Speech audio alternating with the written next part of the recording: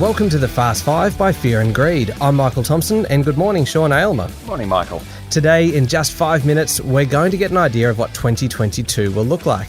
We've spoken previously about where we live and how we earn money, but what about how we spend it? Yes, we know that the pandemic created a lot of pent-up demand. People saved money they'd otherwise be spending on travelling and meals at restaurants and that sort of thing. Demographer Mark McCrindle is the principal of McCrindle and an advisor to boards and committees across Australia. Mark, how will we see money spent this year? Do you think it will continue to be spent online? Do you reckon it'll be back to bricks and mortar? Do you think there'll be a hybrid? How's that work, do you think? Yeah, it'll be all of the above there, because we have shown through lockdowns in the last couple of years that we can shop online, that it does work. And even the laggards who hadn't really given it a go have moved to a bit more of that grocery shopping online, a bit more of even the fashion shopping online. It's convenient. It's good returns policies and some cost benefits as well. So that's here to stay. However, we are tactile beings as humans. We like to go to the shops and feel it and look at it and touch it and have a chat. And so we still, for key purchases, will want to be in the bricks and the mortar. And that's part of the shopping experience. So that is here to stay as well. So our future will be hybrid, a little bit of both. What I found interesting over the Christmas period and the sales after Christmas was every time I'd go with my kids to buy something, I mean, I don't ever use cash. I thought I was pretty good just using a debit card. They wouldn't think of a debit card in a million years. They use their phone or their watch, depending on who they are. What's it mean for cash? What's it mean for debit cards, for that matter? Well, that's another area that's really picked up the acceleration through COVID of the contactless payments, using the phone to pay. And so not even pulling out the plastic anymore. And that is a trend that is here to stay as well. And so, yeah, we're not using cash. We've even moved away from those credit cards. It's the digital device and even the smartwatch that contains the means by which we can pay these days. And this is true not only in stores, even at the fete, the cookie sale, the market, whatever the business, we've got those little tiles and we can pay through that means. So right across the board, those cash payments, even for small things like a coffee, have moved to the digital. And that, for the next generation, is the only way they pay. Mark McCrindle, I wanted to ask you about Generation Alpha. That's the name you've given to the generation born between 2010 and 2024.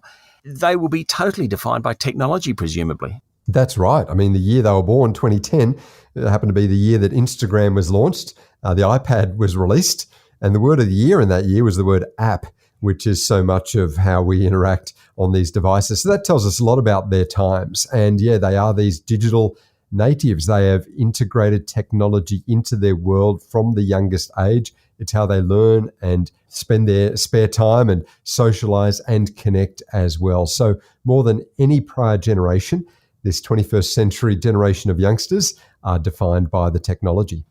How much do you think that the current generation, I'm not sure what I'm referring to here, youngsters, but anyone between the age of 10 and 25, will be defined by COVID? We didn't have a baby boom exactly, but certainly it's had a profound impact on everyone's lives, but particularly young people's lives. Well, that's right, Sean. And it's interesting because we've all lived through COVID. In fact, we all use the technologies I was discussing. But the age at which we're exposed to a technology or a new invention, the age at which we live through a global issue like a pandemic, does determine how embedded that becomes in our lifestyle and our psyche. And so we share these experiences, but the younger people are most impacted by these experiences because of their age.